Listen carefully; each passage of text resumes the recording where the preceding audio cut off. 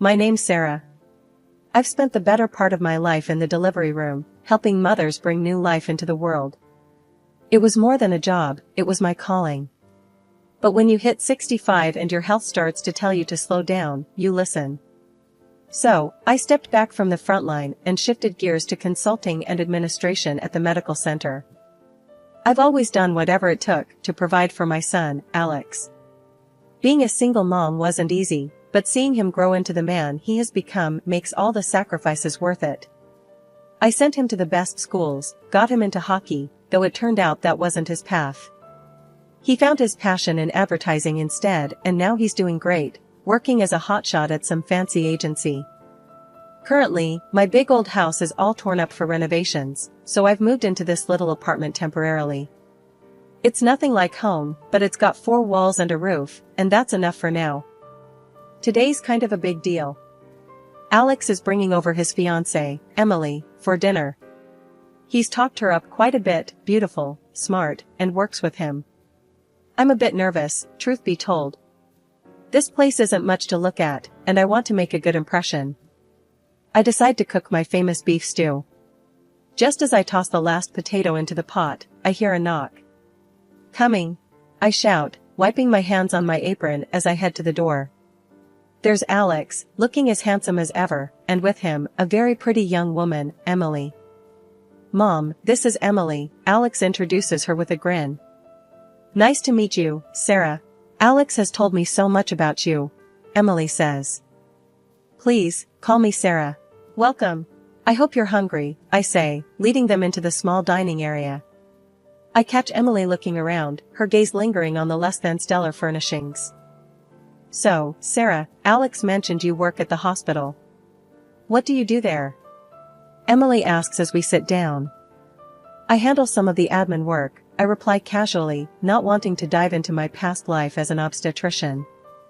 Alex shoots me a look, surprised I didn't elaborate. I give him a quick wink, silently telling him to keep it under wraps. There's no need to brag. Emily seems a bit taken aback. "Oh, I thought maybe you were a doctor or something." The conversation moves on to lighter topics, but I can tell Emily is still sizing up everything. It's clear she expected something different. The apartment, my job, it's not adding up to her. As I serve the stew, I try to keep the atmosphere light. Here we go, my famous beef stew. It's not fancy, but it's got good, honest flavor. "It looks delicious, Sarah, thank you," Emily says, though her tone suggests she's still distracted by her earlier thoughts. We eat, making small talk about their work and plans. I notice Emily's polite, but there's a coolness there, a distance. She's hard to read, but I'm no stranger to tough nuts to crack. Once they left, I sat back down, thinking over the evening. It wasn't perfect, but it's a start. Maybe Emily needs time to see beyond the surface. I'll give her that time. For now, I'm just going to clean up and get ready for bed. The next dinner took place 2 weeks later. They arrived just as I was pulling the chicken out of the oven. Alex, ever my pride and joy, greeted me with a big hug, while Emily offered a polite smile, her eyes quickly scanning the small, somewhat worn living room. "Dinner smells great, Mom," Alex said, his cheer filling the cramped space. "Thanks, hon. I hope you're both hungry," I replied, ushering them into the dining area. As we sat down, Emily's gaze lingered on the mismatched chairs and the second-hand tablecloth. I could almost hear her thoughts ticking over. Finally, as I began to serve the food, she turned to me with a question that caught me off guard. "Sarah, I was wondering, how were you able to afford such a good education for Alex? Private school, hockey, must have been expensive, especially on a hospital administrator's salary." I paused, spoon midair, taken aback by the directness of her question. Not wanting to delve into my financial history or my past earnings as a top obstetrician, I opted for a simpler answer. "Well, Emily, my parents left me a small sum. It wasn't much, but I stretched it as far as I could. Education was always a priority for us," I said, giving a slight shrug as if it were no big deal. She nodded, though her expression was pensive, almost skeptical, as she looked around the apartment again. Interesting, she murmured, more to herself than to me, her eyes scanning the modest decor. Dinner continued with light conversation, mainly driven by Alex, who seemed oblivious to the tension. After we finished eating, Emily excused herself to use the bathroom but wandered slowly, taking in every detail of the apartment. I took the moment to speak with Alex, keeping my voice low. Alex, I'd prefer if we keep the details of my financial situation and the house under wraps for now, okay? Alex laughed lightly, brushing off my concern. Mom, you worry too much. It's not like it's a secret or anything. Just humor me, son. And, please, take your time to really get to know Emily, I added, my tone more serious. Mom, I love her. She's the one. He replied confidently, his face softening as he spoke of her. I sighed, resigned that my advice might go unheeded. Just be sure, that's all I ask. When Emily returned, her demeanor had shifted slightly, now more composed, perhaps even more determined. The rest of the evening passed quickly, and soon they were ready to leave. Thank you for dinner, Sarah. It was lovely, Emily said, her voice polite but distant as she hugged me goodbye. Of course, dear. Anytime, I responded, watching them leave with a mix of emotions. After closing the door, I leaned against it, feeling a mixture of concern and frustration. Emily's questions, and her obvious disappointment with my current living situation, left a sour taste in my mouth. Wedding preparations were in full swing, and Alex and Emily seemed to be caught up in the whirlwind of it all. Invitations, venue bookings, menu tastings, it was a lot, and despite the tensions, I wanted to help. One afternoon, they came over to discuss some of the plans. I had made some coffee and laid out a few snacks on the kitchen table, a neutral ground of sorts. The apartment still wasn't much to look at, but I'd managed to make it feel a bit more inviting. So, we're thinking of having the ceremony outdoors, Alex started, spreading out some brochures across the table. That sounds lovely, dear. Where at? I asked, trying to keep my tone enthusiastic. There's a small vineyard on the outskirts of town. Emily fell in love with it, he replied, looking over at Emily, who nodded in confirmation. Yes, it's perfect, very picturesque, Emily added, flipping through a brochure to show me a picture of the vineyard. The place looked beautiful, no doubt about it. I can see why you like it, I said, smiling at her. It'll make for beautiful photos. Emily smiled back, briefly, before her expression turned more serious. We need to talk about the guest list, Sarah. We're trying to keep it tight, due to the venue size. Of course, that makes sense. Just let me know how many people I can invite. I don't need many, I reassured her, sensing where this might be going. Well, we were thinking, maybe if you could just stick to close family? We have a lot of friends and colleagues to accommodate, she said, not quite meeting my eyes. I felt a sting at that. Was I being edged out of my own son's wedding plans? But I held back, reminding myself this was their day. That's fine, Emily. You won't have any problems from me. Thanks, Sarah. We really appreciate it. Alex chimed in, clearly relieved that I hadn't made a scene. We went on to discuss other details, flowers, music, the wedding cake. I tried to offer suggestions, but Emily had clear ideas about what she wanted. Whenever I brought up something, she had a polite but firm way of steering the conversation back to her preferences. As the afternoon wore on, I found myself speaking less and less, feeling somewhat sidelined in the planning of my only son's wedding. When they were ready to leave, I offered to help with anything they might need, trying one last time to be involved. Actually, Sarah, I think we've got it covered. But thanks, Emily said, her smile polite but distant. We'll keep you updated, of course. Of course, dear. Just happy to help, I replied, keeping my smile fixed until the door closed behind them. I washed the dishes slowly, lost in thought, wondering how things would pan out on the wedding day. Would I just be a guest at my son's wedding, watching from the sidelines? The thought weighed heavily on me as I dried the last cup and turned off the kitchen light. Alex's birthday rolled around, and this year was different because I wasn't planning the celebration. Emily took it upon herself to throw the party. Somehow, my invitation got lost in the shuffle, or so I thought.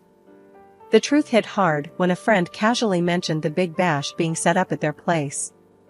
I wasn't on the guest list, a fact that stung deeply, but I put on a brave face.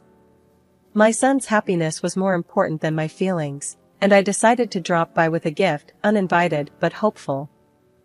I chose a classic gift, a nice watch I knew Alex had been eyeing for months. It was more than a gift, it was a token of my ongoing love and support, regardless of the chill that had crept into our relationship lately.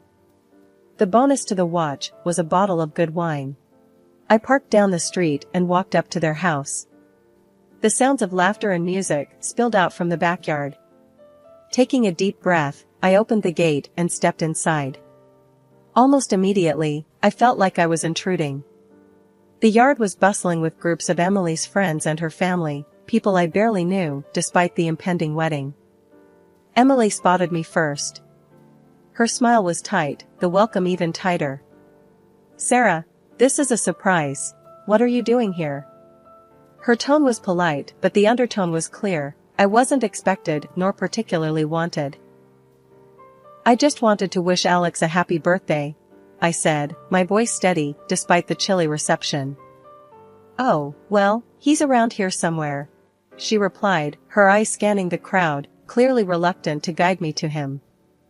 Navigating through the clusters of guests, I finally found Alex. His face lit up when he saw me. "Mom, you made it. I thought you were busy today." "I couldn't miss your birthday, honey," I said, handing him the gift. His genuine smile as he opened it warmed my heart for a moment. We chatted briefly, a good moment in an otherwise awkward situation. But then Emily joined us, her smile forced. "Alex, babe, we need to get ready for the toast," she said, then turned to me. Her next words were low and clear, meant only for my ears. "Sarah, maybe it's best if you don't stay long. We've got a lot planned, and well, it's a bit crowded here." Her message was unmistakable, and the undercurrent of dismissal couldn't be ignored. I looked at Alex, hoping for some support, but he was already being pulled away by a friend calling for him. I nodded, gave Alex one last smile, and left. Walking back to my car, the sounds of celebration behind me, the hurt settled in deep. It was clear Emily saw me as an outsider, and her direct approach left no room for misunderstanding. The drive home was quiet, my thoughts loud with the harsh reality of my new place in Alex's life. Once home, the silence of my apartment enveloped me. I sat down, the unopened bottle of wine I'd brought as a gift for the party now just a reminder of the evening's rejection. I poured myself a glass, the wine bitter like the evening's experience. Only 3 days left until the wedding, and I thought I had seen it all, but I was wrong. That morning, a soft knock on my apartment door signaled an unexpected visitor, Emily, alone, without Alex. "Good morning, Emily. What brings you here today?" I asked as I let her in, surprised by her solo visit. "Sarah, we need to talk. It's about the wedding," she began, her voice steady, betraying a rehearsed confidence. I led her into the small living room, gesturing towards the sofa. "Of course, dear. What about the wedding?" She sat down abruptly across from me at the kitchen table, sliding the envelope towards me. "I think it's better for everyone if you don't attend the wedding," she started, her tone firm, leaving no room for arguments. I was stunned, barely able to process her words. "Excuse me?" I finally managed to say, my voice a mix of shock and disbelief. Emily sighed, as if she was explaining something simple to a child.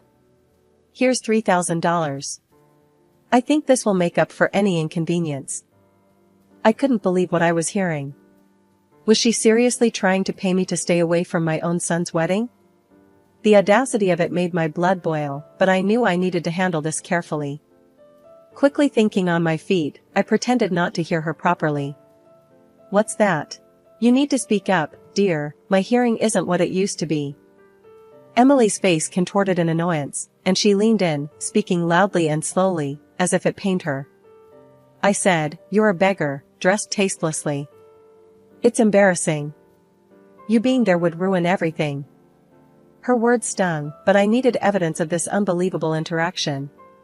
While she was speaking, I discreetly turned on the dictaphone on my phone, hidden under some papers on the table. "And you should be thankful for this money," she continued, gesturing towards the envelope. "You can finally fix up this place, make it livable at least." I kept my composure, playing along. "Oh, is that right? Well, I suppose I should be grateful then." "Yes, you should," she replied, clearly relieved that I was agreeing. She pushed the envelope closer to me, eager to conclude her distasteful errand. I picked up the envelope, the crisp bills feeling like dirt in my hands. Emily stood up, smoothing her dress, looking satisfied with herself. "I'm glad you're being reasonable about this." "Oh, absolutely, dear. Thank you for your generosity," I said, my tone dripping with feigned gratitude. With a nod, Emily left my apartment, no doubt believing she had successfully bought my absence from the wedding. Once the door closed behind her, my act dropped, and the gravity of what had just occurred washed over me. I dialed Alex immediately, my fingers trembling slightly as I pressed the phone against my ear. "Alex, you need to come over now. It's urgent," I said, my voice tight with a mixture of anger and urgency. He could hear the seriousness in my tone. "I'm on my way, Mom. Hang on," he replied, and I could tell he was already grabbing his keys and heading out the door. The minutes dragged until he arrived. As soon as I heard the door swing open, I ushered him into the living room. "Alex, there's something you need to hear," I said, my voice steady, despite the storm of emotions inside me. I handed him the phone where I'd saved the recording of my conversation with Emily. His face was a mask of confusion as he listened, his brow furrowing deeper with each passing second. When the recording ended, he looked up, shock and disbelief written all over his face. I had no idea she could say such things. "Mom, I'm so sorry. I can't believe she'd do this to you. We need to expose her, show everyone what she's really like." "But how?" I had been thinking about this ever since I turned off the recorder earlier. "I have an idea. Over the years, I've helped bring hundreds of lives into this world. Many of those families still keep in touch, respect me for the work I did.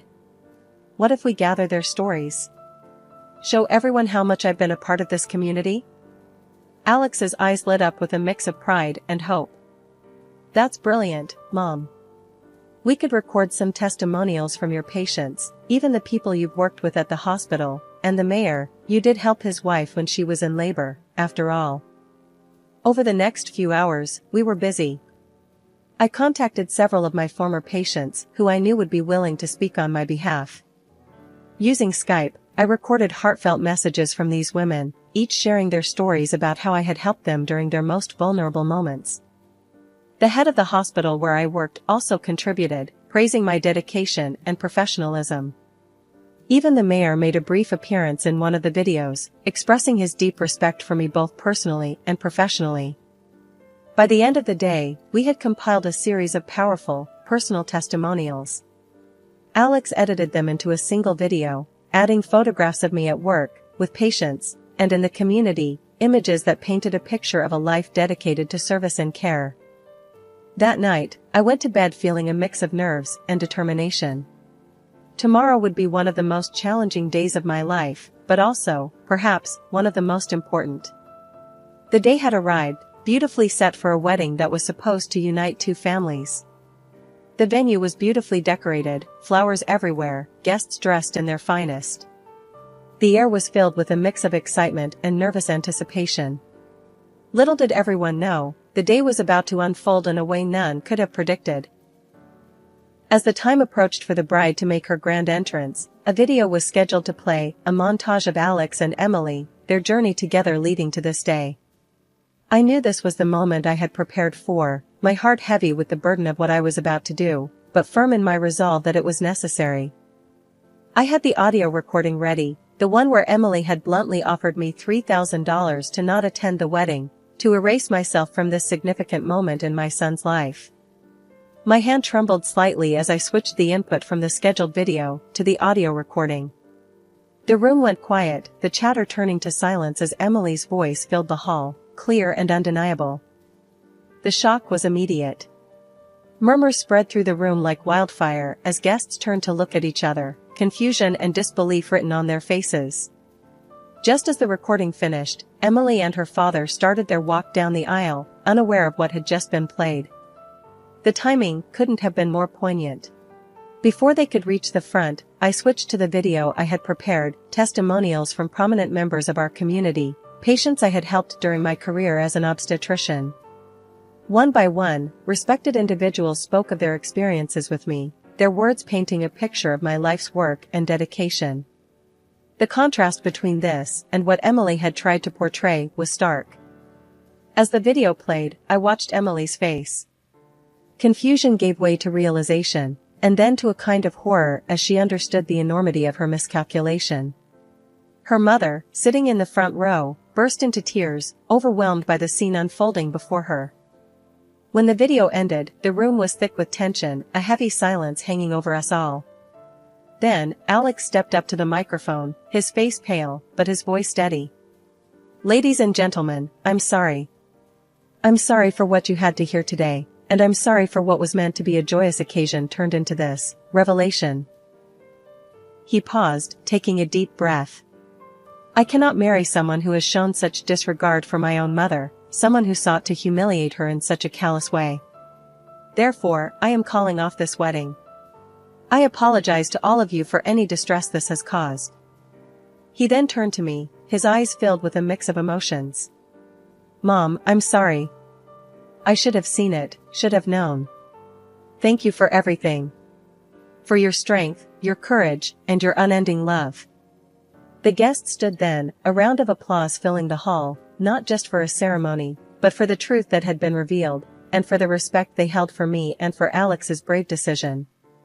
As the clapping slowly subsided, Emily fled the hall, her father trailing behind her, a broken attempt at a dignified exit. Standing there, amidst the chaos of a wedding turned upside down, I felt a surge of pride for my son. It was a hard, painful moment for him, but he had risen, shown real character. A few weeks after the incident, I heard from some colleagues that Emily had been spotted at the hospital where I work. At first, I thought it was a coincidence, maybe she was visiting someone. But then it happened again, and this time she made quite the scene. There I was, walking down the corridor, and there she was, her voice raised, causing a commotion. "You ruined my life," she yelled as I approached. "You couldn't stand to see me happy. You had to tear everything down." I stopped, shocked by her audacity. People were starting to stare, and I felt a flush of embarrassment. "Emily, this is neither the time nor the place. You need to leave," I said firmly, trying to keep my voice calm despite my racing heart. But she wasn't having any of it. "No. Everyone needs to know what you did. How you interfered and lied." Her accusations were baseless, her anger misdirected. Seeing no end to her tirade, I made a decision I never thought I'd have to. I called security, and they escorted her out. When she tried to come back a second time, I had no choice but to involve the police. They detained her briefly, warning her about the consequences of harassment. That seemed to scare her enough to stop her visits. After that, Emily disappeared from my life. Last I heard, she left the city, but I don't know where she ended up. Meanwhile, life at home finally found its peace. The renovations on my house were completed, and I moved back into my beautiful, tranquil space. The contrast between the chaos of the past and my serene home life was stark, and I appreciated my solitude and stability more than ever. 2 years slipped by quickly, and life brought happier changes. Alex, resilient and matured from his experiences, met someone new, a wonderful woman named Clara. They got married in a small, intimate ceremony, which was a joyous occasion, filled with love and genuine happiness. Clara is everything Emily wasn't: kind, respectful, and genuinely supportive of Alex and me. Now retired, I've taken to enjoying the slower pace of life. My days are filled with gardening, reading, and long walks. I've also started planning a trip around the world, something I've dreamed about for years, but never had the time or freedom to pursue. Despite the turmoil of the past, life had a way of moving forward, bringing new joys and challenges. I was ready for whatever came next, embracing each day with an open heart and an adventurous spirit.